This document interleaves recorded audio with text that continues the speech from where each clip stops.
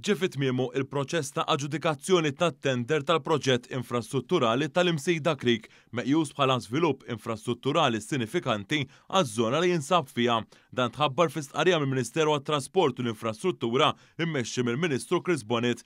Dan il-proġett fl-Imsejda li se jiswa madwar 35 miljun euro mistenni jibda lejn tmiem l-ewwel nofs tas-sena u jkun konkluż f'madwar 30 xahar. F'din l-istqarrija intqal kif wara evalwazzjoni dettaljata irriżulta li EPE JV laħaq il-kriterji stabbiliti biex iwettaq dan il-proġett. Dan il-proġett fl-Imsejda li se jara il-bini ta' flyover ġdida biex tieħu post il-junction ta' traffic lights mexa pass eqreb lejn il-bidu mit-twettiq tiegħu. Dan hu l-ewwel proġett infrastrutturali u maġġuri li kopri ftehim għar-rabta ta' xahar snin biex isir xogħol ta' operat u manutenzjoni.